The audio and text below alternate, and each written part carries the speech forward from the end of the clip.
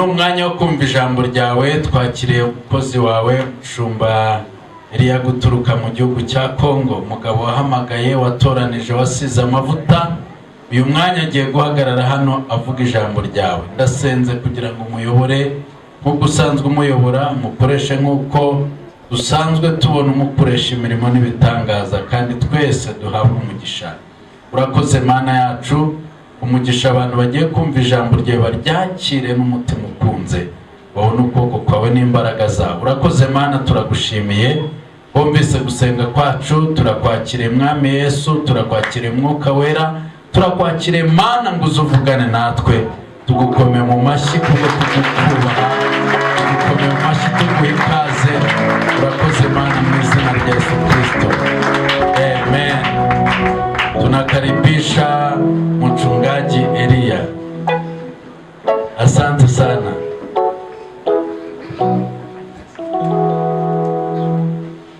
Itika tena amen. Yeah, sema amina. Sema tena amina. Mwongere mvuge ngo amen. Nataka mnyoshe mikono zenu mbili. Nashaka ko muzamura amaboko zamukanye. Kila mtu aseme haleluya. Buri muntu wese navuga ngo haleluya. Amen. Amen. Imani bahumugisha. Amen. Jewe nitwa Pastor Eli Miujiza. Ibyo ntabwo ndi bubivuge kuko ari Yeah, ndo mshumba w'Itorero Christian Family Church International muri Kongo. Haleluya. Amen. Nafurahi sana kufika hapa. Nishimye cyane kuba nezerewe. Nafurahi sana kuangalia tena baba yangu David Kubimana. Nezerewe cyane kuba ndi kubona papa wanjye Kubimana David. Na mama yangu iko hapo. Na mama wanjye nawe arahari. Na barafiki zangu, ndugu zangu, inshuti zanjye, abavandimwe banjye, na watoto wetu wote. Nafurahi kuwaona. Nanezerewe cyane ko tubonanye n'abana bacu. Najua siku ya leo utabarikiwa. Ndazi neza ko uyu munsi uri buhabwe umugisha. Na hii siku ya leo haitakupitia bure. Kandi uyu munsi ntabwo uri bugusiga ubusa. Parce hii siku ni siku Mungu aliandaa. Kubera ko uyu munsi ni umunsi Imana yateguye. Na hii ibada ni ibada Mungu aliandaa. Mbere yuko menya ko uyu munsi uzaba ngaha, Imana yari ibizi ko nzaba ngaha. Yes, na ndio maana nasema hii siku ni yako. Niyo mpamvu mvuze ngo uyu munsi ni umunsi wawe. Na kama jirani yako apende kama hii siku ni yake, wewe mimi nakwambia ni yako. Niba wo mwicaranye temera ko umunsi ari uwawe, emera ko umunsi ari uwawe. Haleluya. Amen. Haleluya. Amen. Tuko siku ya ngapi ya ibada? Ese uyu munsi ni wakangahe tutarumbya amateraniro? Sema siku ya 4. Siku ya 4. Hii siku ya 4 ni siku iko prophetiki, iko muunabii. Alafu umunsi wa 4 ni umunsi w'ubuhanuzi. Nikasema 4 mimi nakumbuka Lazaro. Uko umunsi wa 4 ni umunsi nibuka Lazaro akatoka kaburi baada ya siku 4. Nyuma y'imisi Lazaro arazuka. Kila kitu kyako kimekufa. Ikintu cyose cyawe cyapfuye. Leo siku ya 4 hapana kesho. Umunsi wa 4. Wapote David. Imana yapotere David. Atakifufua kwa jina la Yesu. Ili mukizura mu izina rya Yesu. Haiko kesho. Ntabwo rezo. Lakini leo sheti. N'uyu munsi wa 4. Wa 4. Yeah. Wa 4. Shati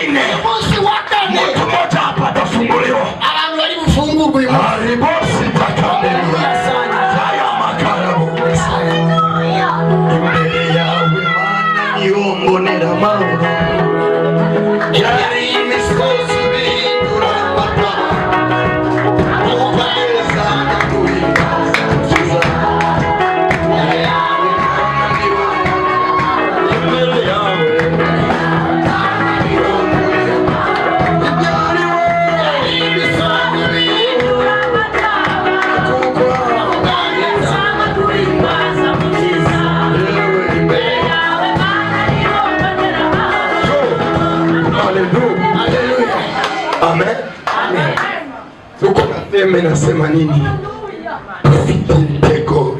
intego y'iki giterane cyangwa y'amasengesho avuga ngo iki?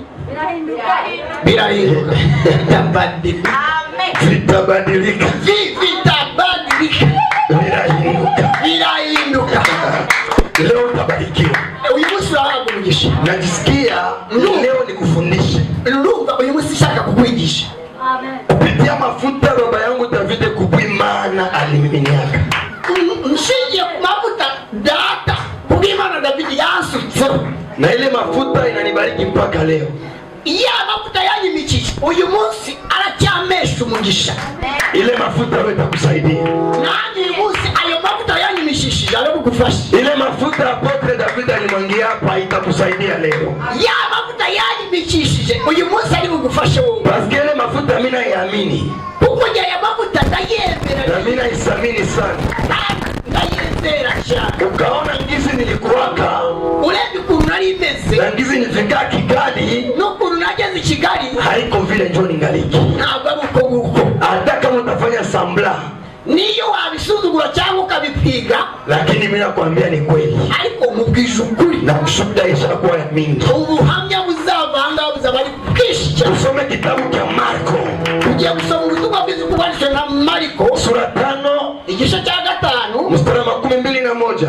21 mpaka 35 metu hautapafika kule kote. Tusome umurongo 35 Marko igice cya 5 Marko 5:21 jusqu'à 35.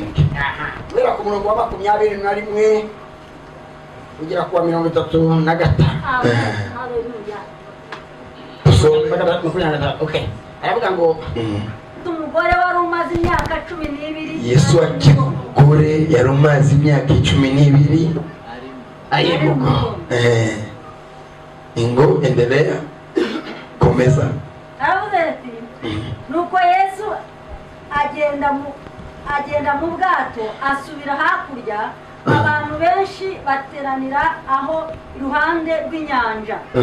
Umwe mu batware b'isinagogi witwaga Yayiro araza, amubonye yikubita imbere y'ibirenge bye, aramwinginga cyane ati agakobwa kanjye karenda gupfa, ndakwinginze uze ukarambikeho ibiganza byawe gakire kabeho.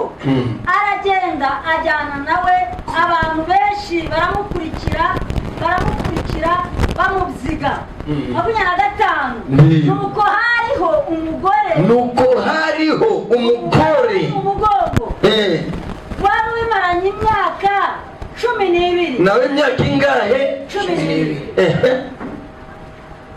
ababazwa n'abakuzi cyane benshi bagerageza kumukiza, bamumarisha ibintu bye byose, abitangamo ingemu, ariko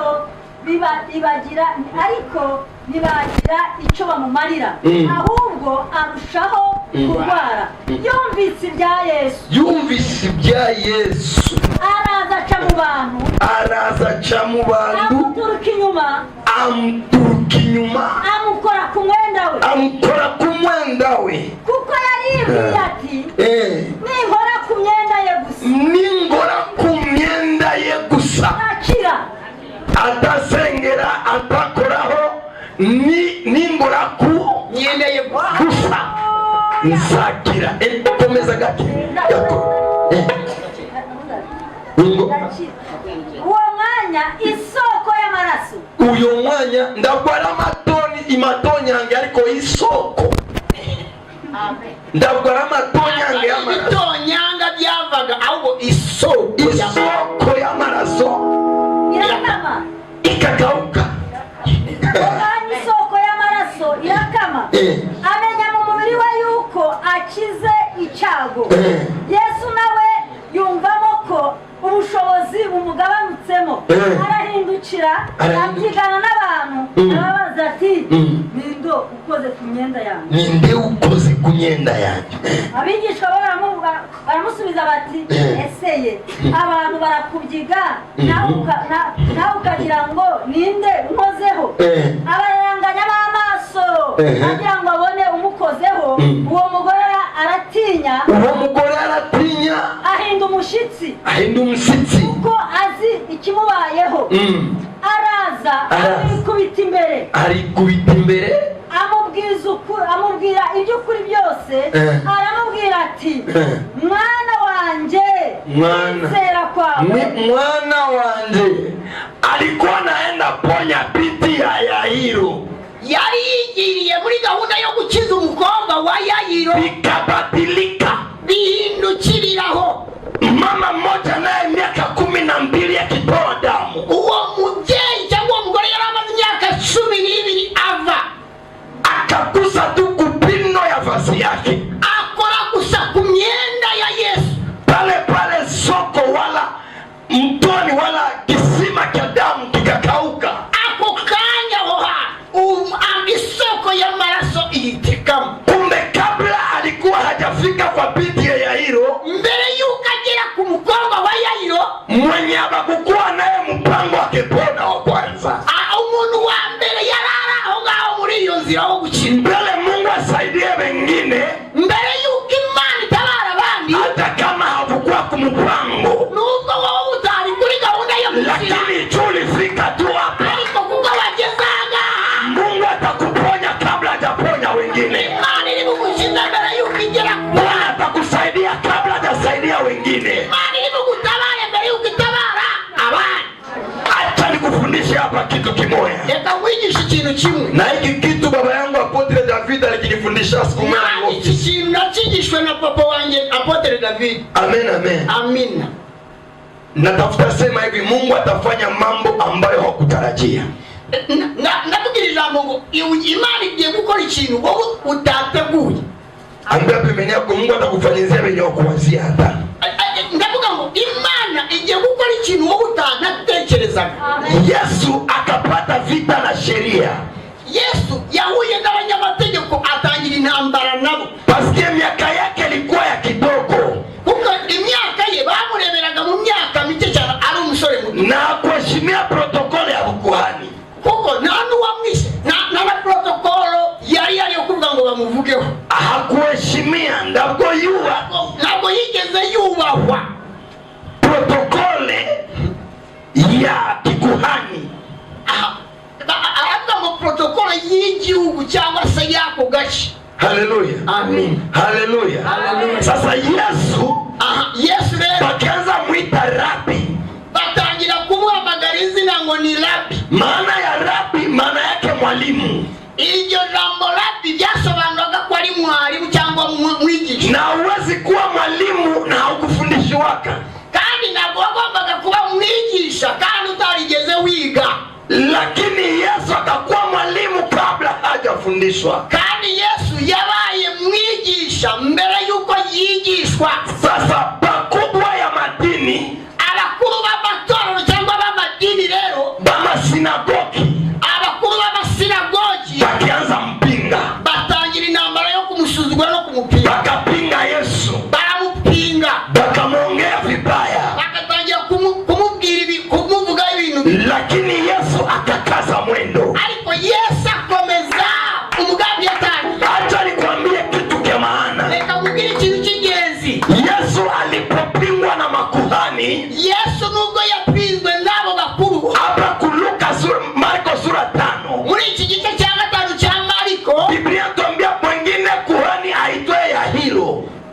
Aravuga ngo hari umukuru cyangwa umutware witwaga Yairo. Wale wenye walikuwa na mpinga. Muri babandi bamupingaga b'abatware harimo umuntu witwaga Yairo. Siku moja mtoto wake wa miaka 12 akagonjwa. Umwana huwa mutware mu babandi bamupinga b'abatware aragwara. Wakati aligonjwa, igihe yarembaga akatunzisha. Hanyuma yibwira mu mutima we cyangwa nibaza ngo akatunzisha, akagenda kuvuzwa.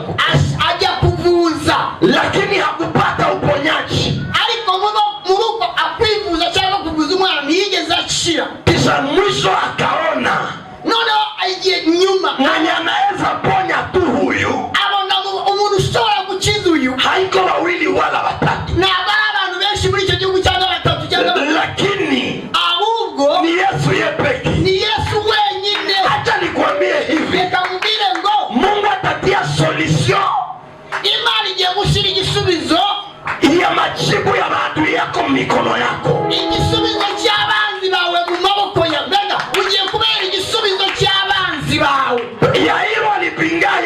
sana. Yairo n'umwe mu bapingaga Yesu. Aliongea Yesu mabaya, Yari yaramuharabitse. lakini saa mtoto wake alipona, Ariko igihe umwana wamaze gukira, saa mtoto wake aligonjwa, cyangwa umwana wasirwaye, akaona hakuna kwenye ndaenda abona nta yindi nzira isipokuwa tu kwa Yesu. keretse kuri wa wundi yapingaga witwa Yesu. Kila mweko na kupinga, Buri muntu wese wagupingaga, Mungu ataleta majibu yake mu mikono yako. Imana igiye kuzana ibisubizo bye mu maboko yawe. Mungu atatokeshea majibu yake mu mikono yako. Imana igiye gushyira ibisubizo by'icyo kibazo cy'umwanzi wawe mu maboko yawe. Atahangaika, atakosa msaada, Azakubita hirya no hino abura ubutabazi, na mwisho atasema hanyuma azavuga ngo lazima nimtafute. mpaka ngomba gushaka wawe. Kuna watu wanakupinga leo, Hari abantu bagupinga uyu munsi, lakini wanajua nguvu zako. ariko bazi imbaraga zikurimo. Wanakupingaka sana, Baragupinga cyane, wanakongea mabaya sana,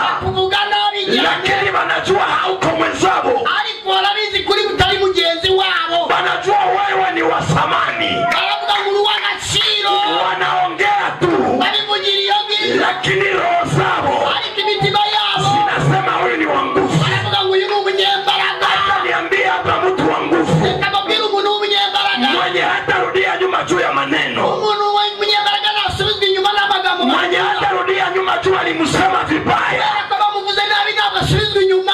usijua alimsingizia tu bongo. Niyo bamuharabika bamubwira ibibi bakamubeshyera, Jibu ya mahitaji ya adui zako, ikibazo cy'abanzi, jibu igisubizo igisubizo cy'abanzi kitatokea mu mikono yako. kiri mu maboko yawe, kiraturuka mu maboko yawe. Yairo akapiga makoti Mana yanjye Yairo arapfukama, akasema, Yesu aravuga ngo Yesu, mwana wangu umwana wanjye anataka kufa, agakobwa kanjye karenda gupfa, tena ka miaka 12. kandi n'akana kakiri gato gafite imyaka 12. Yesu akafanya sambla. Yesu nawe arabitekerezaho. Unayetuma Yesu anafanya sambla. Haleluya. Haleluya. Haleluya. Amen. Yesu wakati alikuwa hapa mdunia, Igihe Yesu yari ari kuri iyi si, balimchamba vitusi sawa ya mubaya. bamukoreye bamubeshyeye, bamukoreye ibintu bibi gusa Visaba ibintu 7 bibi vya mbaya sana. bibi cyane. Cha kwanza walimuita ni Beelzebuli. Icya mbere bamuharabitse bamwita izina ngo ni Beelzebuli. Maana ya Beelzebuli ni mkubwa wa mapepo. Ubusobanuro bwa Beelzebuli ni umukuru w'abadayimoni bose. Haleluya. Amen. Jiulize mwalimu wako, Bazi mwarimu cyangwa umwigisha wawe, sikia wako namuita aseme ni mkubwa wa mapepo. iyo jambo ntabwo murizi risobanura ngo ni umukuru w'abadayimoni bose, niwe kiongozi. Esi unaweza furahi kama ni mwalimu wako? Ese wanezezwa nuko umwarimu wawe bavuze yuko ari umukuru w'abadayimoni? Unaweza furahi? Waneze byakunezeza? Na kama hauna imani wala utarudia nyuma. Iyo udafite kwizera ko ibyo bamuvuga atari byo, uyifungwa ugasubira inyuma. Haleluya. Amen. Kitusi ya pili walichamba Yesu, Igitutsi cya kabiri bamututse, bakamwita aseme ni mwenda wazimu, hana akili. bavuze ngo ni umusazi nta n'ubwenge agira. Jiulize tena, Mungu ndio anachamba hana akili? Tekereza kubwira Imana ngo nta n'ubwenge igira. Haleluya. Haleluya. Haleluya. Haleluya. Ya tatu walimchamba, Icya gatatu bamututse, bakasema aseme ni mbaraka, ni ndaya. okay. Icya gatatu bavuze ko ari indaya. Haleluya. Haleluya. Haleluya. Amina. Pourquoi walimuita mbaraka? Benshi bamwise indaya Pascal hubiri habari njema kuko yabwiriza ubutumwa bwiza, na hana mwanamke. nta mugore yagiraga. Mtu hapa mwenye hana mwanamke, Tekereza umusore udafite umugore, Mungu akupatie bibi. wa musore udafite umugore, Imana iguha umugore. Haleluya. Haleluya. Wakamwita mbaraka. Nuko bamwita umusambanyi. Haleluya. Haleluya. Pourquoi alipenda aokoe wambaraka wengi, Kuko yakundaga gukiza abari mu mwuga w'uburaya. sasa wakamwita naye ni mbaraka. Baravuga ngo yifatanya n'indaya kuyagazikiza nawe n'indaya ngenzi yawe. Wakamwita mkufuru, make mwasi. Baravuga ngo ni umusazi, ni umuntu wastaa. Mpaka Yesu ikampita. Ariko Yesu biramurenga. Wakati vilimpita akawaambia, Igihe byamurengaga yarababwiye ngo hata kama hamtaniamini, arababwiye ngo naho mutakwizera ngo lakini hamwezi amini hata matendo yenyewe kunafanyika. ese mutizezwa n'ibyo mvuga n'amagambo n'ibikorwa byanjye ntabwo mwabyizera. Haleluya. Haleluya. Haleluya. Haleluya. Haleluya. Haleluya. Biblia inatuambia Yairo akapiga magoti. Hanyuma Biblia hapa ndio mimi napendaka sana. aha niho nkunda cyane, Hapa mimi napendaka aha ndakunda cyane. Yairo alipopiga magoti, Yairo amupfukamiye, Yesu akafanya sambla. sasa Yesu arareba arashishoza. Na niko nakwambia hivi, Ndimo nakubwira ngo kama hauna kupiga vita, niba utararwana intambara, wala hauyakuwa na kuongea mabaya, niba utaragera ku rwego gukora, niba utabonye umuntu wo kukuvuga nabi, niba nta muntu urimo kukuvuga nabi, kama hauna mwana kusemaka mabaya, niba nta muntu urimo kuguharabika, kama hauna kukupiga vita, niba nta muntu ukurwanya, manake hauna nyota. nta nyenyeri ufite, nta cyubahiro ufite. Mtu wa nyota Umuntu w'icyubahiro cyangwa lazima vita itokee, ni ngombwa ko ahora ku ntambara. ili ukipigana vita Iyo byose urimo kurwanya intambara, utaitwa mshindi. uzitwa intsinzi cyangwa se umunezero. Kama upigane vita, Niba utarimo kurwana, jina ya ushindi itatoka wapi? iryo zina ryo kunesha rizaturuka. Naambia mtu mmoja, hata naona vita kiasi Ibyo gani, ndabwira umuntu uranga inzira izo arizo zose cyangwa ibyo barimo gucamo byose, usiache Mungu. ntureke Imana, Bana tu Yesu bien. bana n'Imana neza. Amini Yesu tu mzuri. Zera Imana cyane. Mimi napatia kama watu rezo. Ngewe mbwira abantu impamvu. Donc mimi napatia kama watu rezo. Mbele za kabandu rezo donc. Impamvu. Ariko ni impamvu. Abwira abantu impamvu z'ibyiringiro bye. Ninawaambia hivi. Ndababwira ngo aba batu balinda kwasema bako na iyama nyuma ya Yesu asulubiwe afe akufe.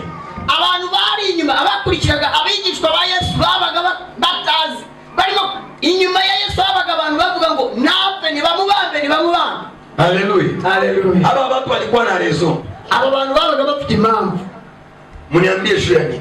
Mubaze ngo ni kubera iyo impamvu babaga bafite impamvu zo kuvuga ngo naba. Wale watu mlikuwa bulanjeria kupiga mikate.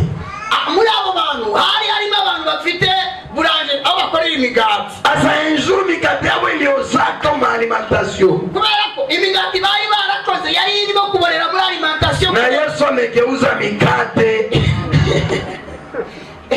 Haleluya. Ntabwo yabahiraga n'abandi bagombaga guhaha. Yesu yatuburaga imigati none yabo yo ku ruganda igahomba. Mu wale watu mlikuwa bacuruzi wa masamaki. Abacuruzaga amasamaki cyangwa amafi bako siku alimultiplia kama samaki. hari igihe yatubuye imigati Masamaki zikawaozea. n'amasamaki none amasamaki akabana menshi ababana menshi. Mu wale watu mlikuwa wengine babanganga. Kubera ko muri abo ngabo harimo n'abantu babaroki b'abanyenganda z'uburuzo. Asa balikuwa na hasira tu, walikuwa wapatake tena kazi bien. None bari bafite ishyari ry'uko amasamaki yabo ntarimo gucuruzwa kubera ko agasamaki kabo ka Yesu katungaga abantu bose. Haleluya. Haleluya. Haleluya. Asa Yesu wakati ameshikwa, Yesu bamufashe akafurahi sana. baranezerewe cyane. Usiwazi yake ukaweza pembeni ya mtu mwalishindwa, usiwazi atafurahia. Ntutekereze ko umuntu uri kumwe nawe iyo utsinzwe ntutekereze ko aranezerwa ahubwo arishima. Pana wengine walipima piganisha maisha, Abantu benshi bagerageza kurwanya mu buryo bw'imibereho lakini bikashindikana. ariko biranga. Sasa kama wewe inawezekana, Niba wowe ku ruhande rwawe bishoboka, usiwazie batakufurahia. ntutekereze ko gutera imbere kwawe kwatumye abantu bakunezera. Ntabwo bakunezera. Wengine batachukia, Abantu benshi bazagira na ishyari. wengine watakupiga vita. Abantu batagiye kukurwanya. Bwana Yesu asifiwe. Yesu nashimwe. Yesu akafanya samla akaenda. Yesu akomeza kugenda. Yairo akaendelea sema, Yairo akomeza kuvuga ngo Yesu mtoto wangu umutu akana ka waduza akana kanyika myaka 12 kanataka kufa. karenda gupfa. Yesu akaendelea mbele. Yesu alikomereza. Pakatokea kabwana mwana hivi. Haza umuntu Kakianza ya mia Yairo. ngira ngo yaravuye kwa Yairo. Iko na ita Yairo. Alikuwa magara Yairo. Yaje amagara Yairo. Yairo. Amagambo Yairo. Atasumbua mwalimu. Umva wirusha ubwigisha. Mwalimu usimsumbulie bure. Oya wimutesha umutwe wewe. Mtoto wako alishakufa. Akana kayaraje kapfuye. Pale Yairo sasa angalia vinyuma. None Yairo arebye inyuma. Yesu akaona Yairo sasa. None Yesu abona Yairo. Yairo amehuzunika. None Yairo arimo gusuzuma. Mimi naambia mtu mmoja, Niko ndavugana n'umuntu nanga Hapakwe maombi ya kialala. na masengesho y'iva usabaho. Maombi haikufake bure. Na masengesho Unaweza omba leo sijibiwe, ushobora gusenga uyu munsi ntusubize. kumbe Yesu ameshakusikia, Ariko kumbe Yesu we yarangije kukumva. lakini anafanya sambla. Ariko aracyakomeje. Anafanya sambla.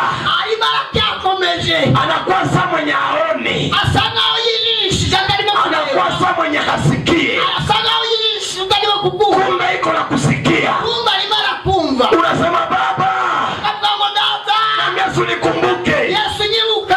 Miaka inapita, Imyaka itamuka, siku zinapita, iminsi iratambuka. unasema Ukavuga mie Mungu aniue. ugatangira kuvuga ngo Imana ntabwo izi. Mungu asikie maombi yangu. Imana ntabwo yumva gusenga kwanjye. Haleluya. Haleluya. Lakini kila maombi unayoomba Ariko buri sengesho wasenze inafikaka msikio la Mungu, yageze mu gutwi kw'Imana. hata kama hayafanya kitu sahizi. Nubwo nta gisubizo wari wabona kugeza ubu, Subiri utaona majibu. tegereza ugiye kubona igisubizo. Sekremo mimi nakwambia, Niba ndakubwira ngo Yairo wakati aliita Yesu, igihe Yayiro yahamagaraga Yesu, Yesu amgeukie, Yesu nigeze amuhindukirira. lakini Yairo hakuacha fata. Ariko Yayiro ntabwo yagarukiye, yakomeje kumukurikira. Alizidi kumfuata, Akomeza kumukurikira. hata kama mateso ni mengi, Nubwo intambara ari nyinshi, hata kama shida ni nubwo nyingi, ibibazo ari byinshi, lakini zidi kumfuata Yesu, komeza umukurikire zidi Yesu. kumtegemea Yesu, Komeza umwiringire Yesu. zidi kumtumainia Yesu. Yairo alitazama,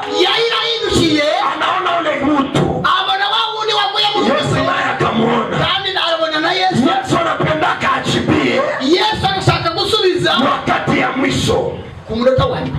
Watu wamesema, Abantu barangiye kuvuga, wameongea, abantu barangiye kuvuga, wamesema amekufa. batangiye kugutangariza ngo umwana wa Njoo Yesu anapokea sasa, aho niho Yesu ahagarara, anakuyasema neno ya mwisho. akaza akavuga ijambo rya Ni nyuma. wakati ya watu kusema, Mu gihe abantu barangize kuvuga, watu wanaongeaka, abantu baravuga, mukieke abantu kuvuga, mwebwe mureke abantu bavuge, hauwezi bazuiza basiseme. mwabuze abantu kubavuga. Kama watu wanapanga ongea, Igihe abantu barimo kuvuga rero, hata ukuwa mzuri wataongea, iyo waba uri mwiza ufite isura nziza, hata ukuwa mbaya wataongea. iyo waba uri mubi nka kabane baravuga. Acha nikwambie kitu kimoja, Mbiri ikintu kimwe, walipomaliza sema, barangije kuvuga, Yesu naye akasema, Yesu nawe abona kuvuga. ninatangazia hitaji yako. Ndavuga ibyiringiro byawe. Watu wamesema vya mingi, Abantu bavuze byinshi, wamesema hautaolewaka, baravuze ngo ntuzashaka, wamesema hautapata kazi, baravuga ngo ntuzabona akazi, walisemaka hautachengaka nyumba. baravuze ngo ntuzubaka Ni inzu. watu walisemaka, Abo ni abantu bavuze. lakini Mungu wa Christian Family Church International, Mungu wa International Christian Imana atasimama. Imana izahagarara. Yenye walisema Bavuze havitakukusa, ibyo ntabwo bizagukoraho. watu wakasema Abantu baravuga, mpiti ya Yairo bavuga ngo Yayiro, amekufa. kariya gakobwa kawe karangiza gupfa Yayiro. Yesu akasema Yesu aravuga ngo yehote mbaki mwebwe musigara aho ngaho. nenda tuna Yakobo na Petro, Njyewe ngiye kujyana na Yakobo na Petero na Yohana, tunaenda ponya ule mtoto. tugende kuzura uriya mwana. Wakati walifika mbele ya mtoto, Bageze kuri uwo mwana, mtoto akapona. umwana arazuka. Alikuwa amekufa Yari yapfuye akapona. arazuka. Unani juu ya nini? Uzi impamvu zabyo? Ba Petro Ba Petero walikuwa wameshazoea Yesu, bari baramenye kumenyera Yesu, walikuwa wasema Yesu anaponyaka na afufuaki. bari bamuzi ko Yesu abasha gukiza ariko kuzura atabishoboye. Haleluya, Amen. munanisikia? Mwabyumvise? Asa Yesu akiacha akufe kwanza, Yesu nawe aravuga ngo reka kakana gato cyane, kubera ko ba Petero baramenyereye ngo nzi gukiza gusa kuzura simbizi.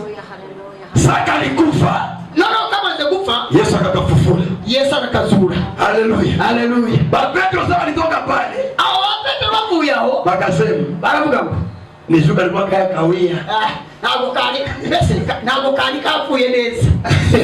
Haleluya. Bako watu ni wapingamizi mbele. Abantu b'abapinzi mbese kari muri koma. Umva Petero, Nasikia hapa Mungu wa Davide kubwimana anaanza nipatia maprofesi maunabii. umva ndumva Imana yakuba Imana David igiye kunsukira ubuhanuzi. Mimi natafuta tabiria hapa watu. Ndashaka kuhanurira abantu ahangaha no kubwiriza. Ndio maana unisikie, maana mimi naongea kadogo. Nubwo urimo kumva ndimo kuvuga ngaho. Haleluya. Haleluya. Sasa natafuta tabiri. yewe ngiye kugira uburyo Ndio niko nabii. kuko njye nanjye ndi umuhanuzi. Niko nabii. Njye ndi umuhanuzi. Hapana kupapasa papasa. Hapana ibintu byo kugerageza gusa. Bwana Yesu asifiwe. Yesu nashimwe. Kile mimi nakishiwa kako. Icyo cyo ndakizi neza nyiyiziho. Kisha Yairo, Hanyuma Yairo binti akafufuka. akana kamaze kuzuka. Petro wakasema, Petero baravuga ngo Yesu kalikuwa kayakawia. akakana kari muri koma. Lazima hakukufa. Erega kari kapfuye. Ndio maana tukaelamuka. Niyo mpamvu kazutse. Yesu akasema ndio. Oh, Yesu aravuga ngo nibyo. Acha niwaoneshe. Sasa reka mbere. Akaenda kumlango ya Naina. Ajya ku muryango w'Inayini. Mwingine mtoto anamtia mshenesa. Hanyuma hari umwana bari bazi wapfuye ari mu iserike. Anaenda mzika. Bari mu kujya kumuramba. Yesu akasimamisha sanduku. Yesu aravuga ngo abikoreye iki bamuhagarare. Petro akasema alama uiwea Yesu naishia hapa. Sasa ibyo burabyo bwa Yesu Petero aravuga ngo bigiye kurangirira aha. Unajua sesero sheria By'amategeko rero inasema maiti ingepita. Urabona amategeko cyavuga mu gihe umuntu apfuye Lazima ushimie heshima zake za mwisho. Ariko bamwikoreye mwese mugomba guhagarara mugaha agaciro wa muntu wapfuye. Yesu rero we anasimamisha nini? Ni uhagarisa umurambo. Haleluya. Haleluya. Petro akasema rada monea hapa. Aha, Petro akatirika mubonera Yesu asifiwe. Niyo ugiye kugaragara. Yesu akaona mtoto kwenye mlango wa Naina. Yesu abonye uwo mwana ku marembo y'Inaini. Akamwambia kijana amka. Abwira umusore ngo musore haguruka. Petro akasema Petero baravuga huyu bwana ni elema. Uyu mugabo ni icyare ni umunyembaraga. Haleluya. Haleluya. Yesu akasema Yesu aravuga ngo na bado ntabwo byari byaba. habiyaisha. Ntabwo nari nabere kubona. Habiyaisha. Ntabwo birarangira. Ndachunga Lazaro yeye. Najya kwa Lazaro sasa. Yeye aingie siku ine mkaburi. Sasa rero Lazaro wenda mureka bari bisinde ari mu Shona mtosha. aho ni mukurayo. Mwenye iko nasema mshabarikiwa. Umuntu wese uvuga ngo ntabwo yahabwa umugisha. Mwenye abantu bari kuvuga ko ahabwa umugisha. Abantu bose bavuga ngo ntushobora kubona umugisha. Babonye umugisha. Babonye umugisha. Bamaze kubona amafaranga. Babonye kumaze kubona amafaranga. Bamaze kubona ikibanza. Bamaze kubona ikibanza. Umepata gari. Umaze kubona imodoka. Mbie na bado habiyaisha. Ubanza babwire ngo oya ntabwo ari byo gusa haracyari n'ibindi. Haleluya. Basikia uko na uzima. Kuko kiri buzima. Andiki vyengine. Umva mubandike n'ibindi bavuge bandike n'ibindi. Amen amen. Haleluya. Yesu anaenda. Yesu arakomeza. Iko kwa Yairo. Ageze kwa Yairo. Na haya pafika hata. Atarahagera. Haya pafika. Atarahagera. Mwene quartier ya Yairo. Muri iyo quartier kwa Yairo. Wa binti moja. Hari umukobwa umwe. Anamaliza. Yari maze imyaka 12. Unatoka matoni ya. Arimo kuvirira nari mugongo. Damu iko na mtoka. Buri kanya amaraso ari Biblia inatuambia hivi. Biblia iravuga ngo huyu mama uyu mubyeyi alikuwa amepoteza pesa. Yari yaratakaje ubutunzi bwe. Akaenda kuume. Ajya ku bavuzi. Akaenda kushoto. Iburyo n'ibumoso. Akakosa uponyaji. Abura umuntu wamukiza. Kisha akasema. Hanyuma aribwira. Peke maana. Acyengezi. Yesu wenyine. Anaweza ponya. Niwe washobora kunyiza. Anayenje kuna damu ya uzima. Kubera ko ari ufite amaraso y'ubugingo. Mie niko na damu ya mauti. Yewe ndimo ndava amaraso y'ubugingo. Yesu ni ufite amaraso y'ubugingo. Kinanifurahisha sana. Ikinezeza cyane. Hauwezi toka damu mwaka moja. Ni ushobora kuva amaraso umwaka wose. Haukufe. Utarapfa. Lakini huyu mama ariko uyu nguyu mubyeyi anatoka damu yaramaze kuva miaka 12. Imyaka 12. Lakini kukufa ariko ntabwo yigeze apfa. Ukaona uko na shida. Inubona ufite ibibazo ya kukuua. Yo kukwica. Lakini haukufe. Ariko ntupfe. Lakini haukufe. Ariko ntupfe. Manake muujiza wako utatokea. Kubera ko haba hari igitangaza shule itatokea. Ubuhamya Imana ikubishiye. Huyu mama alikuwa ya shida. Uyu mugore yari afite ikibazo ya kumuua. Ya kumtia kaburi. Yagombaga no gupfa. Lakini ariko hakukufa. Ntabwo yigeze apfa. Amen amen. Amina. Wakati yote. Igihe cyose. Kama uko na magonjwa. Niba ufite uburwayi. Ya kuua wengine. Uburwayi bwakwisha n'abandi. Ya kuua wengine. Bwakwisha n'abandi. Lakini hauyakufa. Ariko utarapfa. Manake. Meachisha abantu wangu. Uponyaji itatokea. Gukira kuracyahari. Uko na shida. Ufite ikibazo. Ya kuua wengine. Uko na masikini. Uko na ukene. Ufite ubukene. Wakuwa wengine. Bwaisha abandi. Lakini hauyakufa. Ariko wenda kurakwisha. Ushuhuda yako. Ubuhamya bwawe. Nasema ingaliki. ndavuga ngo ubuhamya bwawe buracyahari, Ushuhuda yako ubuhamya bwawe ingaliki. buracyahari. Ingekuwa ushuhuda haiko, iyo ubuhamya budahari ungelikufa nawe zamani. uba warapfuye, Kama hauko, ntabwo wakabaye uriho. kukosa yako kazi, kubona uri umushomeri kukosa biashara, ukabura abakiriya cyangwa ibyo magonjwa gukora uko nayo, n'uburwayi bufite, bisikusumbue. ibyo ni bitesha umutwe wawe, Shwari kuwe, kubera yuko ibyo ntabwo byakwica. utapona. Urakira, Uponyaji itafika. gukira Ya kuranga, maana tu, kubera yuko fuata Yesu bien. izere Yesu cyane. Neema ya Bwana tusaidie. Ubuntu bw'Imana budufashe. Ningependa mtu mmoja hapa asikie neno aitike amen. Ndashaka ko umuntu wumvise iri jambo avuge ngo amina.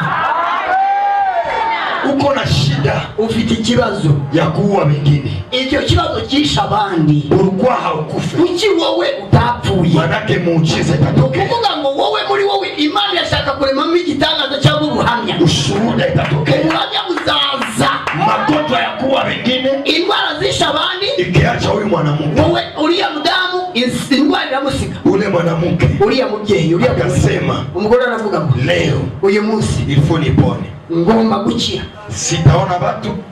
ntitaye ku bantu. Malgré Musa anasema, hata kama Musa alisema Nubwo Mose yavuze ngo mwanatoka damu umuntu uvirirana hastahili ntakwiriye kuingia kujya mu iteraniro ry'abantu wala kuhani kumuombea. cyangwa abantu bakumurambika ibiganza Kumbe bamusenge. nikajionesha mbele ya Yesu, Ibyo byose reka mbyereke Yesu, nikajionesha mbyereka niyereke Yesu. oya, niba niyeretse Yesu Niba niyeretse Yesu atanitukuza.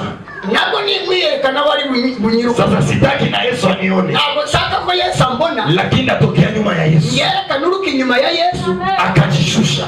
yicisha bugufi. Biblia inasema Bibiliya yavuze ngo huyu mama hakukuwa mama wa ovyo ovyo, ntabwo yari umudamu uri aho ngaho, alikuwa mama wa pesa, yari umudamu w'umukire, alikuwa na franga, yari afite amafaranga, lakini franga zikaisha. ariko amafaranga yaramushiranye. Alienda kwa bafumu, Ajya ku bapfumu, anakutana mfumu mwingine, ahura n'umupfumu wuwe, wala anamwambia aseme tulale na wewe utapona. awenda aramubwira ngo reka dusambane wona nibwo uri bukire. Anamwongezea mikoshi yule ya mikoshi, amwongerera ibyago kurusha ibyago yari asanganywe. mikoshi yule ya mikoshi. Ibyago biba ibyago. Haleluya, Haleluya. wala alikutana wengine baganga, Ahura n'abandi wenda b'abavuzi, anamwambia baramubwira ngo kamata mavi ya mbuzi, zana mavi y'imbeni, amahurunguru y'ihene, tuikoroge tubivange mu mazi, kunywe, unywe utapona. nibwo uri bukire. Ule mama Uriya mubyeyi anakamata mai afata ayo mazi na mavi ya mbuzi yote, n'amahurunguru y'ihene, anameza, aranywa, hatapona. ntiyakira. Biblia inatuambia Biravuze ngo alivyozidi kutuzishwa, uko yarushagaho magonjwa ikazidi kuendelea. indwara niko zarushagaho.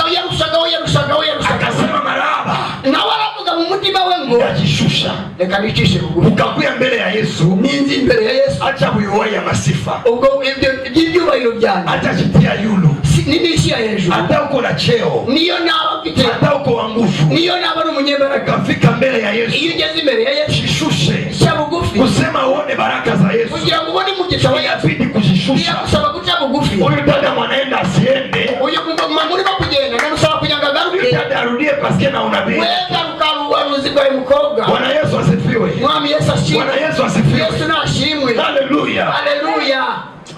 Mungu we, Mana we. fika amen. Haleluya. Muvuge kwa amina. Yababwiye Huyu mama yababwiye ngo kuza imbere ya Yesu birasaba guca bugufi. Yabanje kuvuga ngo amategeko ya Mose yavugaga ko umuntu urimo kuvirirana atemerewe kwinjira mu iteraniro, kandi bitemewe no kwamuramburaho ikiganza. Ahubwo uriya mudamu aravuga ngo kugira ngo mpure na Yesu, reka ne guhura nawe maso ku maso, muturuke inyuma. Haleluya. yes, haleluya. Haleluya. Inabidi kutokea wapi? Birasaba ko turuka hehe? Inyuma. Nyuma. Na nitubona ni maso kuyamba. Kazi ya Mungu, Mbere. baraka za Mungu Imigisha y'Imana inapenda kujishusha, birasaba ko uyibona uciye. hata kama uko mchuruzi Niyo mkubwa, waba uri umucuruzi ukomeye, jishushe. icishe bugufi. Yesu njoo vyote, ni byose, njoo wa nguvu. niwe munyembaraga. Nataka upate majibu, Nushaka gukora ibyifuzo, jifunze kushuka. itoze kwishisha bugufi. Biblia inatuambia Biblia iravuga ngo anayejishusha uwicisha bugufi Mungu anamuinua. Imana iramuzamura. Tajiinua inua iyo wizamuye Mungu anakushusha. Imana inakucisha bugufi. Siku utapenda, Igihe byashakira, siku utapenda igihe ushaka upoteze heshima, igihe ushaka gutakaza icyubahiro cyawe, ukitafutake kwa nguvu. we bishake ku ngufu, shaka imbaraga ku ngufu. Siku utapenda poteza heshima, utafutake heshima kwa nguvu. Umva, niba ushaka gutakaza icyubahiro cyawe, gishakishe ku ngufu, uzakibura cyose. Unanisikia? Mwabyumvise? Haleluya. Iyo ushaka icyubahiro ku ngufu, uzakibura cyose. Na kama unataka uheshimike, Niba ushaka kubahwa, kwa sababu una neglige heshima, suzugura icyubahiro, wishyishe bugufi. ukakwasi una neglige heshima, Wewe nusuzugura icyubahiro, heshima inajinetaka yote. iyo icyo cyubahiro kiraza ubwacyo kimusunika kimusanga. Huyu mama akajishusha, Uyu mubyeyi yishyisha bugufi, akapita mno mu watu. ahita aca mu bantu. Huyu anampiga, Umuntu aramusunika, anasema hata unanipiga, aravuga ngo nubwo wansunika, ninajua niko natafuta. ariko nzi icyo ndimo gushaka. Huyu sasa tunataka na mama Ahura n'abamama wenda banakasema, baravuga ngo ye, huyu ni nani? uyu ni nde? Mweko nanuka hivi. Aranuka. Unea miaka 12 unatoka damu. Uzi imyaka 12 urimo kuvidirana. Insista kwa rafiki yako. Uko byagenda uko ariko kose urabizi. Insi Hasi isazi zitakuduhiraho, zitakufuata. ziragukurikira ubishaka. Huyu mama, uyu mubyeyi bakampiga, baramusunika, wengine wanaongea, abandi baramuvuga, lakini anasema ariko aravuga ngo sitafuata maneno ya watu, sinzumviriza iby'abantu, ninajua maneno natafuta, ngenzi icyo ndimo gushaka, nitaenda ndakomeza mpaka nimuguse, kugeza igihe ndimumukorera. Niambia hapa mtu, ndabwira umuntu hata kama watu wangeongea, iyo abantu bakuvuga wangetaka wakurudishe nyuma, barashaka kugusubiza inyuma, usirudie nyuma, iyo bakuvuga birashaka kugusubiza, wanataka wakuvunje moyo, ntusubize inyuma, ntucike intege, usivunjike moyo, ntucike intege, wewe endelea mbele, komeza imbere. chua kikilikuleta mbele ya Yesu. Cyakuzanye kuri Yesu. Huyu mama, uyu mubyeyi alikuwa na objective yafite intego juu ya Yesu. intego iri kuri Yesu. Anasema aravuga ngo nikamgusa, ndamukoraho, nitapona. nimukoraho ndakira. Akaenda, aragenda. Petro iko pale, Petero ara, Andrea iko pale, n'abandi bandere, Bayuda bako pale, abayuda baraho, akabavuka. abasunika. Acha nikwambie, ndakamubwira hata bako na kuzuiza, niyo abantu baba barimo kukubuza usifuate Yesu, wowe kubera ngo ntukurikire Yesu, usifuate Yesu. ibyo nibikubuza gukurikira Yesu. Haleluya. Mimi najua kufika yako hapa, abizi neza kugera kwawe ahangaha, watu wengine watasema, hari abantu benshi bawe, wengine wataongea, abandi baravuga, lakini ariko chua kikikuleta, icyakuza chua kiko mu roho yako. icyakuza kiri Mungu iko ananiambia hivi, Imana irimo iravugana na mwenye anajua kiko mu roho yake, umuntu uzi icyamuza kiri mu mutima kile we, kilimleta hapa icyamuzanye muri mwa hii ibada, muri iki giterane, Mungu atamsaidia. Imana iramutabara. Niko na kuona uko nalia, Ndimo ndabona urimo kurira, lakini Bwana anasema Imana irambwiye atakausha machozi yako. humura, Ananiambia anagura amarira. Imana irambwiye, Bwana anasema hivi, Imana iravuga ngo uko nalia urimo rani hapa kwenye uko, aho uri hauna amani nta mahoro ufite, na furaha hauna, umunezero nta, lakini ulikuwa unapata zamani, ariko iyo wabonaga mbere haiko ndio vile uko unapata. ntabwo aribyo urimo kubona muri Blokaji arimo kukumira, zimekuwa za mingi, ari bariyeri imbere yawe, lakini Mungu anasema ariko Imana iravuga ngo kila blokaji irambwira ngo buri wese ziko mbele yako, zari ziri imbere yawe, uanze uzilake, izo zose wabonye uanze zilaka, zisuzugure cyane, paske kubera yuko Mungu anataka kusaidia. Imana ishaka Na kugana. Bwana ananiambia Imana irambwiye ngo anataka kausha machozi yako, kuguhanagura amarira, kila kitu kilisimama kimwe cyahagaze, atakusaidia, Imana ijya kugutabara, itaanza tembea tena. ongere kugenda. Neema ya Mungu Ubuntu bw'Imana, inasema inatosha juu yako. ubuntu bw'Imana burakomeza. Anza maombi sana Komeza usenge kwa hii ibada, muri aya materaniro, naona Mungu atakusaidia. Imana igiye kugutabara. Achalia, Nturire, jipatie amani, gira amahoro, jipatie furaha. winezererwe, Haya unayoyaona umva ibyo urimo kubona pitapita, bizarangira. hizi shida, Ibi bibazo ili kukosa kukuburanirwa itapita. bizarangira. Bwana ananiambia Imana iribanga anakuja kukumbuka sasa, kukwibuka none, anakuja kusaidia. kugutabara. Wakati tunaikala hapa, Twicaye Mungu ahangaha, ananiambia kile ulitaka Imana irimo irambwira hapa kwa tunaikala, ahangaha twicaye baadhi ya muda kidogo, mu gihe gito cyane, lakini yego wala usubuhi ejo cyangwa ejo mu gitondo ulikuwa nasikia mikono kwa sasa inawasha, wumva hari umuriro ukuntu mu maboko yawe, unajisikia ujipanuli. wumva amaboko yawe Aliponyaka kisima cha damu. akiza isoko, ntabwo akiza igitonya. Naongea hivi, Niba Mungu ataponya toni ya hitaji yako. iki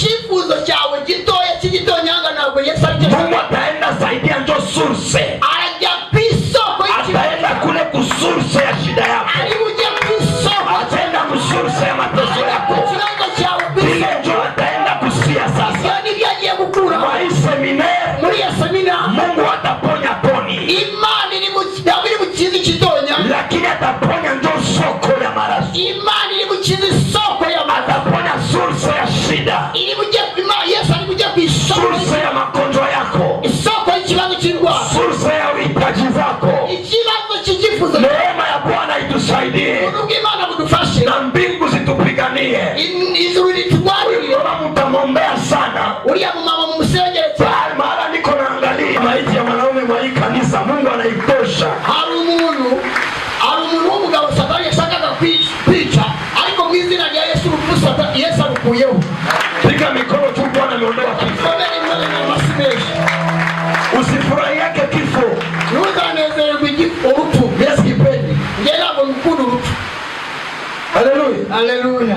Nilikuwa niliangalia mtumishi mmoja kule Goma. Hariya muri Goma nabonye umukozi w'Imana. Anakuja niambia hivi. Araza arambwira ngo pastor, Usema nisikilikane. Urabona umusina nako nyumvikane nanjye. Kugira ngo nawe amenyekane yamama. Mwa hii quartier yetu. Muri iyi quartier yacu. Lazima wewe ukufe. Mpaka wowe bazi. Nifunga kwa jina la Yesu. Yavuga ngo mu izina rya Yesu. Wewe peke. Wowe wipiri. Asiyejumia anaambia juu ya nini? Aravuga ngo kweki. Asiyejumia anapenda karama yako. Jewe ndashaka impano yawe. Wewe napenda niko natabiri sawa wewe. Ndashaka kubwiriza nawe. Nitabiri ni hano ngao. Ndashaka kubwiriza ndetse nigishe nawe. Haleluya. Haleluya. Nikamwambia sitaki sitakufa. Ngenda mbwira ngo nawe mbishaka sinzapfa. Kule mbinguni pako wazee 24. Hariya mu ijuru hari abakuru 24. Tena basaza. Kandi bakuze. Mimi ngalikisheni. Ngenda cyari umusore. Sitakufa. Ntabwo nzapfa. Sitabaenda isiku. Oya ngiye muri iyi minsi ntabwo nshaka gupfa. Niache watoto wangu hai. Ngiye abana banjye basigire nde. Niache kanisa ya Christian family hai. Itorero ya Christian family gisigire nde. Nasigire nde. Ndavuga ngo ya. Sitakufa. Ntabwo nzapfa. Kule wenye bako kule wanatosha kwanza mwe wakati. Sorry. Wenye bako mbinguni wale wazee 24 wanatosha. Ndamubwira ngo abakuru 24 bari mu ijuru barahageze sinshaka kubana. Haleluya. Haleluya. Shameki yana nikenda kule. Utaenda Nje umusore nibagiye ili. hariya naba kugera cyane umusore ntabwo ngomba kujyayo. Nibagiye. Barahagije 24. Sasa nikapaenda na mimi na hebu yana yote. Na hebu niende mbinguni. Bitawezekana basi. Bishoboka bite ko je nagenda ndi umusore nyiri umujeri nk'uko. Maana kule mbinguni uko mu ijuru watakuwa wananituma kila siku. Abasaza bazajya bantumajya. Uende huko rudia. Abari uende. Panda. Shuka. Manuka. Zamuka au ya. Haleluya. Haleluya. Nikamwambia sitaki. Nange ndamubwira ngo ntabwo bishaka. Na mimi nasema na wewe hautakufa. Nange ndamubwira ngo nawe nakuza. Au ya kwa miaka ya kukufa. Nange nigesho gupfa. Utafika wakati moja. Igihe kizagera. Kunaanza sema. Aho uzavuga ngo Baba. Data. Nibebe sasa. Nterura. Lakini siku. Ariko muri iki gihe. Ukufe. Ufe. Wende wapi? Ujye heza. Mbinguni. Mu ijuru. Ni abasaza. Ijuru ni ry'abasaza. Haleluya. Haleluya. Wewe utapenda na miaka yako. Tekereza yo gukunda urupfu n'iyo myaka. Iyo myaka mike bazagutuma mu ijuru. Uri musaza avuga ngo we kadogo. Taha. Kora iki? Zana iki? Manuka. Zamuka. Oya mwe gupfa nona. Haleluya. Haleluya. Hizo inafika usiku umechoka. Haleluya. Haleluya. Nasema hautakufa. Ndavuze ngo naguri. Weka mikono yako mbele juu. Zamura amaboko yawe hejuru. Acha mafiere yako pembeni ya Yesu. Reka umutima wawe imbere y'Imana. Tia mikono yako mbele juu. Zamura amaboko yawe yombi. Sema Bwana Yesu, Bwana Yesu. Vuga ngo Mwami Yesu, Mwami Yesu. Kila roho ya kifo Buri mwuka w'urupfu naikemea. ndawuvumye. Kwa jina la Yesu. Mu izina rya Yesu. Kwa jina la Yesu. Mu izina rya Yesu. Haleluya. Haleluya. Shusha kwanza mikono nikwambie. Maneno maboko babwire. Niko nasema mimi naangalia wengine wahangaika. Ndabona abantu benshi badahagaze imitima ku bw'icyo kintu. Niko kwambia ukufe sio uende wapi? Ese ndimo nakubaza upfe ujye hehe? Au ya uzana viatu ukufe. Ntabwo urabona n'ukweto wowe wowe. Unachungaga mesha yenyewe kukichwa mwingine anasema sasa itatoka na inipatie. Tekereza uracyafungana n'udufaranga duke no gukora imisatsi byaranze ngo oya. Bwana sifiwe. Yesu nashimwe. Haleluya. Ndio hiki nasusia kuomba na shona lia baba nipatie na kula usiku. Uracyasengera ibyo kurya umuciye ngufi kujya mu Imana ibyo none urashaka wategera ukabanda kugenda ku Imana. Biblia inatuambia duniani kama mbinguni. Imana ngo isi Imana irayihindura ibe nk'ijuru. Haleluya. Haleluya. Haleluya. Haleluya. Okay, kitu tabarikiwa hapa. Nuhabwa umugishano Na mbinguni utabarikiwa. no mu ijuru uzabuhawe umugisha. Na nasema Bwana yeye pekee. Ndavuga ngo Imana y'ubwayo Nitawabariki wakati Mungu nitawapatia maelfu chini ya jua na mbinguni uzima wa milele. Imana izabaha umugisha munsi y'ijuru n'ubutunzi bw'iteka ryose. Kila wanafuata Yesu, Uri wakurikiye Yesu ninamtabiria kubarikiwa mwa hii dunia. ndabifuriza guhabwa umugishano mu isi. Utabarikiwa hapa tu mwa hii dunia. Uhabwa umugishano mu isi Hautakuwa tajiri tu mbinguni, ntabwo uzaba umutunzi mu ijuru gusa, lakini utakuwa mwa hii dunia. ugomba kuba n'umukire n'umuherwe hano Na mbinguni ukuwe tajiri. no mu ijuru uzaba umuherwe. Pia mikono yako mbili juu. Zamurana na Sema Bwana Yesu, Bwana Yesu. ukamwambia Yesu, mwami Yesu, Kila roho ya mauti uri mu mwuka w'urupfu ninaikemea ndawuvumye kwa jina la Yesu. mu izina rya Yesu. Roho ya umasikini Umwuka w'ubukene ninaifukuza ndawirukanye mu mikono yangu mu maboko yanjye kwa jina la Yesu. mu izina rya Yesu. Piga mikono, kemea ile pepo, piga mikono. Kemea ile pepo, fukuza, fukuza. Fukuza pepo ya umasikini. Kwa jina la Yesu. Kwa jina la Yesu. Pepo ya mauti. Pepo ya masikini toka. Kwa jina la Yesu. Kwa jina la Yesu. Kwa jina la Yesu. Lord, give them praise. From the sanctuary. Lead the voices to shout. Kwa jina la Yesu Kristo. Kwa jina la Yesu. Amen. Ya kukusa Yesu. Yo gukora kuri Yesu Panakuwa sadaka hari igitambo ya kukusa Yesu. yo gukora kuri Yesu Ukatoa tu. ugatanga gusa. Unasema Yesu yeye kwenye iko. Yesu ababizi kuha Anasema akavuga ngo bako mtu ametoa. hari umuntu utanze, Maana sadaka yake hari igitambo atanze, imenigusa. hari igitambo atanze, Kako maombi ukaomba. hari amasengesho wasenga Haika kupapasa papasa. hapana ibintu byo kupapaza papaza, Lakini maombi hari amasengesho, mpaka Yesu anasema hari amasengesho Yesu bwana akora, mtu ameomba. hari umuntu usenze. Mimi nakwambia uombe. Niyo mpamvu bakubwiraga musenge, Unakosa maupendi. wenda wasengaga ariko Mimi nataka mwa seminari. ndashaka muri iyi seminari, Mwa terane. muri iki giterane Uombe. usenge Maombi. amasengesho, Itakusa Yesu. amasengesho akora kuri Yesu Mpaka atasema kugeza igihe Yesu avuze nani wamenigusa. uyu ni ndugozeho Mchia za maombi. ni ndugozeho akoresheje Mwa seminari. muri iyi seminari Utoe sadaka. utanga igitambo, Itakusa Yesu. igitambo cyakora kuri Yesu Mpaka Yesu aseme kugeza igihe Yesu ari bukubwira nani ininde mwenye amenigusa. ni ndugozeho. Yesu akasema Yesu aravuga ngo bako mtu amenigusa. hari umuntu ugozeho. Leo mimi nataka Uyu munsi ndashaka mtu mmoja amguse Yesu. umuntu akora kuri Yesu, Hapana kesho, apana ejo, lakini leo uyu munsi umguse Yesu. ukore kuri Yesu, Leo uyu munsi hapana kesho, ejo aza uguse Yesu. ukore kuri Yesu. Bwana Yesu asifiwe. Yesu ashimwe. Maana Yesu iko ananiambia Kubera ko Yesu ari barambwira atakupatia heshima izaguha icyubahiro mbele ya adui yako. mbere y'abanzi bawe. Bako adui Hari abanzi alitaka ubakie ukilia, bashakaga gukomeza kurira, lakini ataona ukicheka. ariko umunsi azabona umwanzi wawe. Ye Yusufu nk'uko Yosefu alikuwa pori yari ari mu butayu cyangwa mu ishyamba kwa Potifari. yibereye kwa Potifari. Bibi ya Potifari umugore wa Potifari akamsingizia bongo, amubeshyera ikinyoma, aseme amembaka, aravuga ngo yamufashe ku ngufu, kumbe ni bongo. kumbe yaramubeshyeraga. Yusufu Yosefu hana wa kumtetea, nta muntu wo kumuvuganira, akaenda tu mprizo, aragenda baramufunga, akafanya miaka 3 mprizo. akora imyaka 3 muri Potifari ndio garde koro wa mfalme Farao. niwe wari umubodegaji wa Farao. Yusufu nani atakia mtetee? ninde sizamuvuganira? Biblia inatuambia Biblia iravuga ngo Yesu Mungu Imana akaleta ndoto kwa Farao.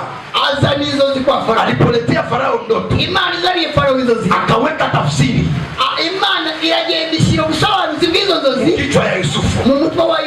Amen, amen. Amen, amen. Amen, amen. Amen, amen. Bafumu bakatafsiri bakashindwa. Abapfumu bose barabashakisha ngo basobanure. Balozi bakatafsiri bakashindwa. Abarozi bose n'abakorikori barabashaka. Benye akili bakatafsiri bakashindwa. Abanyabwenge bw'isi barabashaka ngo basobanure. Akakuya mtu akasema, haza umuntu aravuga ngo mfalme, mutware, hii ndoto izi nzozi imeshindikana. zananiranye. Pako mtu moya zananiranye ariko ari umuntu umwe iko mprizo, arafunzwe, akatoka kule naza anza tafsiri hii ndoto. ni uri busobanura izi nzozi. Mfalme akasema, umwami aravuga ngo mumulete basi mumuzane.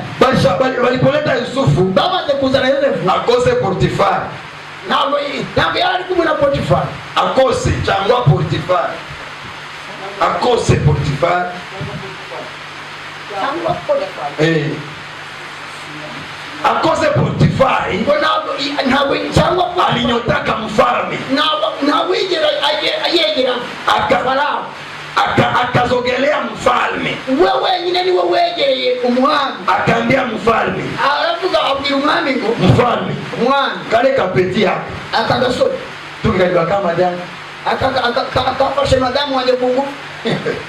Potifari, Farao akamwambia, Farao aramubwira ngo tukumbya kuwakana sana, ibi bintu byatambutse ntabwo ariko tubiba, tukumbya kutafsiri ndoto. turimo ikintu cyatuzanye hano twashaka gusobanura izo nzozi. Mwacha tafsiri kwanza ndoto, leta baza sobanura izo nzozi, ikamshinda nibimunanira tutamuhukumu. hanyuma wowe umureke. Haleluya, haleluya, haleluya, haleluya. Pale Yusufu akafika, aha, Yosefu kijana akatafsiri ndoto, umwana asobanura inzozi, kitu kimoya kukingine, ikintu ku kindi, ingingo ku yindi, kisha kumwisho hanyuma ku muntu birangira akasema, aravuga ngo nikamaliza tafsiri tu, nindangiza gusobanura gusa nasipane maelekezo, ntazi icyerekezo cyazo, batanitia tena mprizo. baransubiza muri gereza. Roho yake namwambia, uko ari kuvuga wari uri muri wewe wamubwira, anasema hivi, aravuga ngo wewe tu akili yako ni wowe ufite ubwenge gusa, wowe ufite ubwenge wonyine, aba wengine habana nini. abandi abangaba bose Akiambia mfalme, arabwira umwami, lakini ungetafuta mtu mweko na akili, avuga ngo nyamara wakabayishaka umuntu w'umunyabwenge w'umuhanga, umpatie uministre wa ekonomi, hanyuma umuhe kuba minisitiri w'imari, juu kubera yuko kama iko na akili, niba adafite ubwenge, vraiment hii nchi yetu itenda mzuri sana. iki gihugu kizarimbuka ntabwo kizaba amahoro. ushaka umuntu w'umunyabwenge w'umuhanga. Pale mfalme akasema, aho umwami ahita avuga ngo tutoshe tena wapi mtu saa huyo, ese twabonayo umuntu umeze nkawe, ambaye roho ya Mungu imekaa ndani yake, umwuka w'Imana uri muri we. wewe tu ndio unaweza kuwa premier ministre, ni wowe wenyine waba minisitiri w'intebe, ni wewe tu, ni wowe wenyine. ni kusema ile kiti ilikuwa inako ministre, ni ukuvuga ngo iyo ntebe yari ifite nyirayo, ilikuwa haina ministre ile kiti. iyo ntebe nta minisitiri, ese nta minisitiri w'intebe wabaga muri icyo gihugu? Salikuwa yarari cyangwa basi anaweza kosa, ese mutezeza ko nta minisitiri w'intebe wabagaho? njuma anapata president haezi kosa. ese ko ari perezida ashobora kubura minisitiri w'intebe? Haleluya, haleluya. niko natangaza hivi, ndimo ndakutangariza, Mungu atatosha mtu mmoja pa nafasi, hari umuntu Imana ikugiye gukura ishikutie mwa ile nafasi. kugira ngo igushyire muri uwo mwanya. Mungu atanyang'anya mtu mmoja promotion, Imana izakura promotion, umuntu muri promotion ishikupatie promotion. kugira ngo igushyire muri uwo mwanya. Mubenzako bachuruzi, mu bagenzi bawe b'abacuruzi, Mungu atabaefase, Imana izabakura bibasire, akuweke pale, Imana yagushyire, maana wewe ni wa samani, kubera ko uri uw'agaciro, maana Mungu amekaa ndani yako. kubera ko Imana iri muri wowe. Ndio maana Wasti alitokaka kukiti ya kukuwa bibi ya mfalme, niyo mpamvu uriya mugore yavuye kuba umugore wari wasimbuwe na Esiteri, Esteri akaingia kukiti. iyo ntebe yari umudamu. Esiteri Imana imukuraho. Acha niseme hivi, reka mbabwire ngo habari za Yesu, amakuru ya Yesu, Yesu wetu Yesu wacu ni wa mzuri sana. ni mwiza cyane. Hayafika kwa piti ya Yairo, ageze kwa hayafika, nigeze agera kwa lakini muujiza ariko igitangaza ikakutana mwingine munjia. cyahuye n'uriya mugore. Akili ya Yesu ubwenge bwa Yesu ilikwenda kuponya kwari ukujya gukiza binti ya Yairo. umukobwa wa Yayiro. Alikuwa hajue kama pako mwingine munjia, ntabwo yari azi ko hari umuntu uri mu nzira, lakini destination ariko aho yageze aho ngaho ikapata likabadilika, likabadilika, patakuwa mwingine mwenye alikuwa na tusa, ni mgonjwa, anateseka, akapona, na binti ya Yairo na alikuwa na miaka 12, na Yesu naye alikuwa na mitume 12. Sijui mtu anisikia hapa. Pale pale nikabadilika. Nilipobadilika, huyu mama akapata muujiza mbele ya binti ya Yairo. Ninatangaza hivi, utaona muujiza mbele ya wenye walikutangulia hapa. Utaona muujiza mbele ya wenye walianza hapa. Weka maombi, muujiza yako inafika. Haleluya. Wakati Yesu nguvu zinamtoka, akasema nani alinigusa? Binti akasema ni mie. Yesu akasema binti yangu, imani yako imekuponya. Naambia mtu mmoja wa seminari, imani yako itakuponya. Mungu atakusaidia, Mungu atakupigania, Mungu atakutendea mema, Mungu atasaidia. Mfanyizie hivi mikono yako. Mbingu zinaniambia kwa hii mikono yako, mimi naangalia mabriki karibia. Mungu aende akubariki. Simama pale kwenye huko tuombe Mungu. Simama tu kwenye huko tuombe Mungu. Bwana Yesu asifiwe. Nataka uombe tu ombi moja ya kuambia Mungu leo ni siku ya 4 na mwa siku ya 4 ya ibada, Mungu afufue kila kitu kyangu kilikuwa kimekufa. Mwenye alikuwa wa 4 Mshadraki, Meshaki, Abednego, mwenye akuye mushida yako, tuwakuye mu probleme zako, tuwakuye mtatizo yako.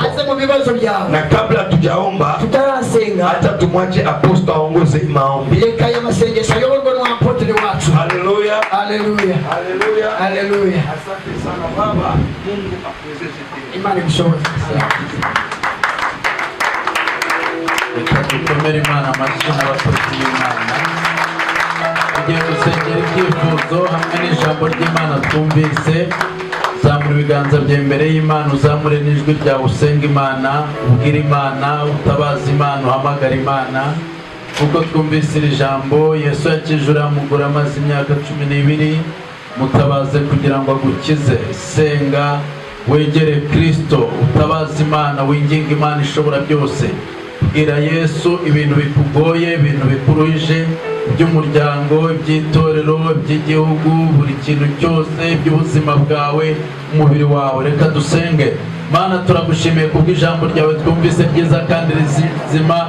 Uyu ni umunsi wa 4 Mana w'amasengesho, turi imbere yawe, tugarutse imbere yawe Mana dusenga, tugarutse imbere yawe dusaba, tugarutse imbere yawe Mana tuzana ibyifuzo dufite mu izina rya Yesu Kristo rikomeye. Turakwinginze, turagutakambiye Mana, wowe ushobora byose. Wakije umugore wari umaze imyaka 12, waje umwana wa Yairo uramukiza aba muzima.